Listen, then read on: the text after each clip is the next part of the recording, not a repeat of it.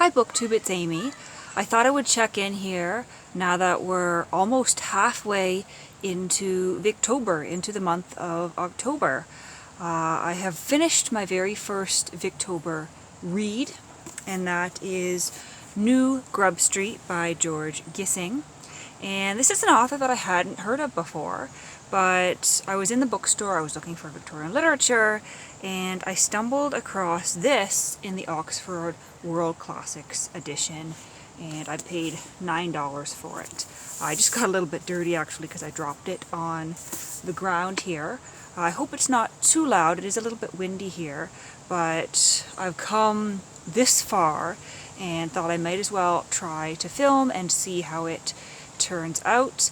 This is going to be a one-take wonder, so to speak, because I'm here in farther down in southern Ontario from Ottawa, visiting family for the Thanksgiving weekend. Canadian Thanksgiving is actually tomorrow on Monday. And I've taken a bit of a walk here on Sunday morning out to one of the walking trails nearby. Let me see if I can show you what I'm looking out on here.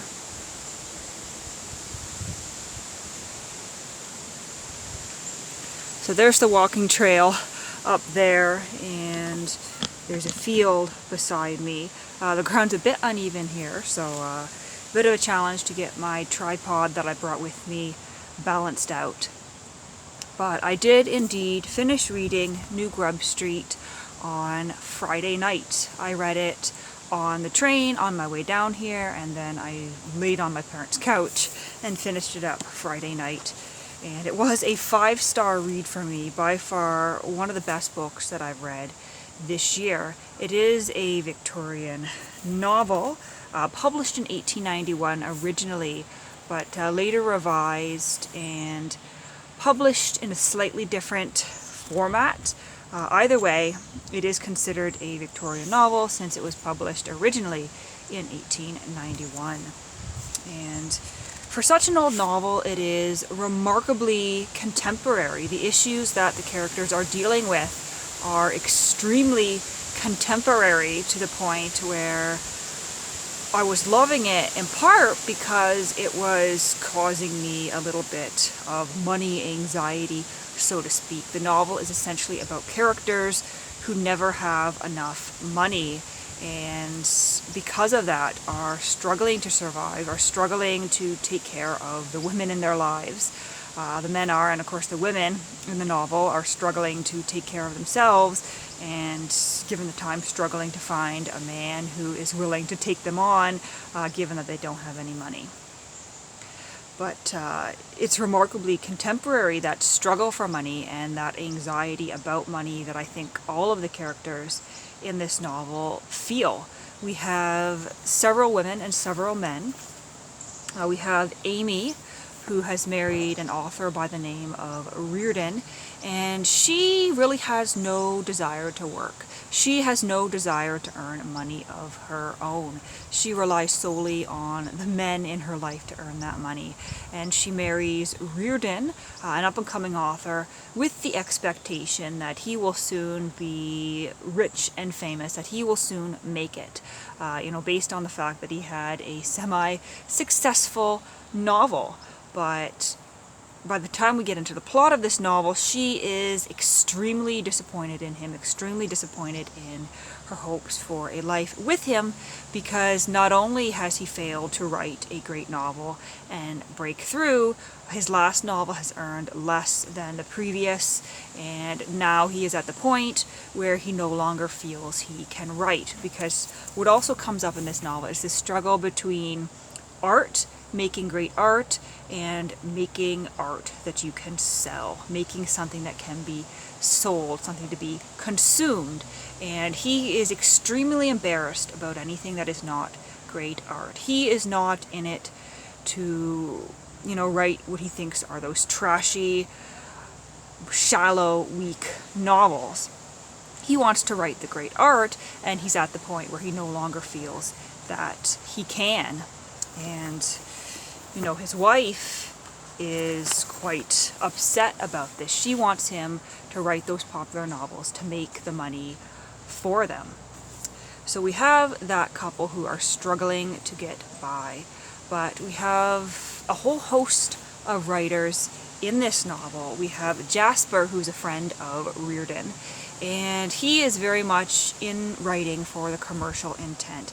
He is there to commercialize his writing. He is there to manipulate readers if need be to make that money. And he is shameless about it. He tells Reardon that he needs to write for that money, to set art aside. There will be time, in his later years to write those great pieces of art. Reardon's soul, his sole goal should be to support his wife Amy and to make that money and become rich and to rise in society. And Jasper, on the other hand, is this very almost callous, calculating young man. And we don't see him as such at first, because he comes across as quite a nice guy who's offering advice, but then we discover that he is not earning his own living. He is mooching off his impoverished mother and taking money that his sisters, Dora and Maud, could actually be using. And it's hinted that once their mother dies, the income she's getting will disappear, because it was some sort of pension that she was given for the rest of her life after the death of Jasper's father, after the death of her husband. And then we have Marian's father, and I haven't told you about Marian yet, but Marian is also an author. She is, at first we see her as this ambitious young woman who wants to write. She is helping her father by doing research at the library. She writes part of the articles, all in the service of her father, who she loves. But her father is very much, he's turned writing and art into a commercial business. It's all about churning out the articles, putting his daughter to work so they can make that money and become successful, and he has his eye set on an editorship. Much to the detriment of Marian, who has essentially been turned into slave labor for her father. And although she enjoys it, we get the sense that this is perhaps not what she wants from her life. She would rather go off and get married. So we have, these three different types of men.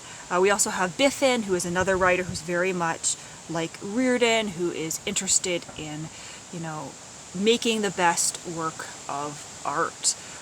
He is writing this kind of bizarre novel about a butcher that's very unmarketable, but he thinks it's going to be the best thing that he's ever written.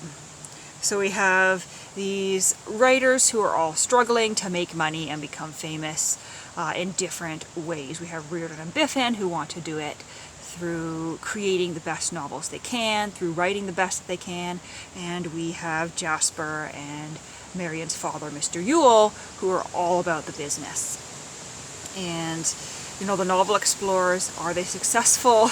Are they, behaving in a moral fashion? And I guess it's up to you to read this novel and decide for yourself. But I think by far the most interesting character in this novel is Marian, who is the daughter of Mr. Yule. She is the one who is doing all the research and a great deal of the writing, and her father even suggests that she should start publishing some things under her own name. But she is, if you had to describe one character in this novel as semi-pure, it would be Marian, because she knows she needs to support herself, but she has other people's interests in heart. She keeps other people's best interest in her heart. She is concerned, about the livelihood of her father. She's concerned about her mother, about supporting that family. And eventually, when she realizes that she may come into a bit of money, she is concerned about marrying a struggling writer and supporting him. But she very much is going into this marriage with love on her mind. She wants this man to love her. She wants to be in love with him, unlike everyone else in this novel who seems to be marrying for money and for position. So I'm running out of time here, but first read of Victober. Have a lovely day.